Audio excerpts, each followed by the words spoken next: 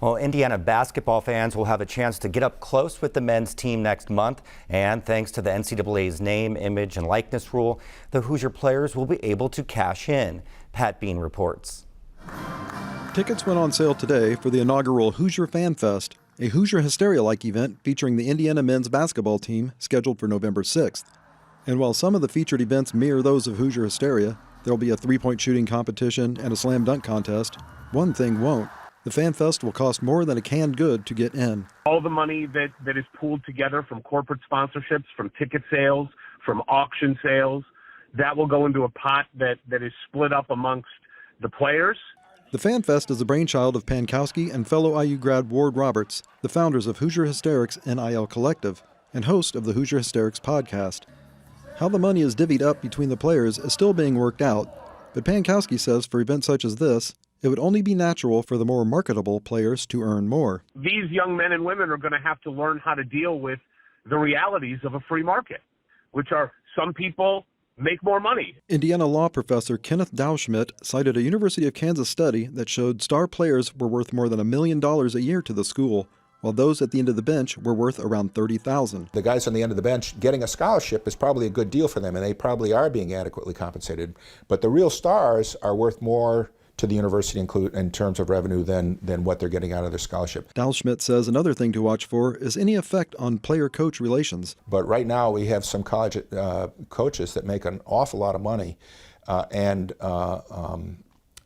if their star athletes are worth more than they are, that's to the university, that portends big changes in the future. Indiana athletes have been taking advantage of the NCAA's name, image, and likeness rule since it went into effect this summer, allowing college athletes to be paid. And that is something that has been encouraged by the athletic department from the outset. So we're happy that this event is taking place. We're happy that the student athletes have an opportunity to make a little extra money and also to engage with the community.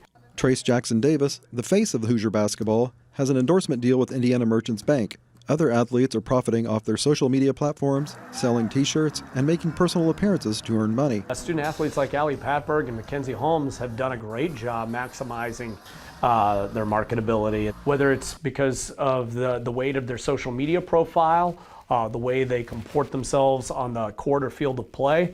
They might be some of our most marketable and profitable athletes. As a Hoosier alum, Pankowski says one of the reasons he's helping put on events such as this is to promote the university. And events like this is our attempt to say to prospective athletes out there, look at what we can do at Indiana. Look what's waiting for you if you come to Indiana. Some say NIL could give an advantage in recruiting to marquee universities like Indiana and other Power 5 conference schools.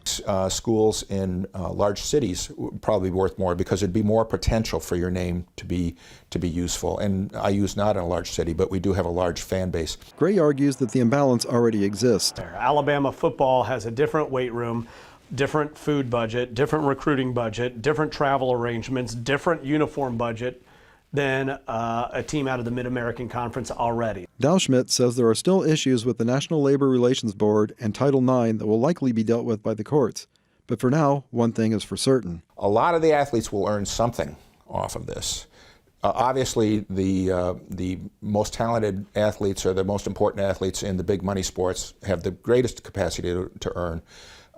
Athletes in Olympic sports, I think, would also benefit a lot from this. And then also just athletes that grab the public's attention. For Indiana News Desk, I'm Pat Bean. The women's team won't participate in the Fan Fest, but will host a basketball camp for 6 to 14-year-olds before the Fan Fest at Assembly Hall, for which they will be compensated too.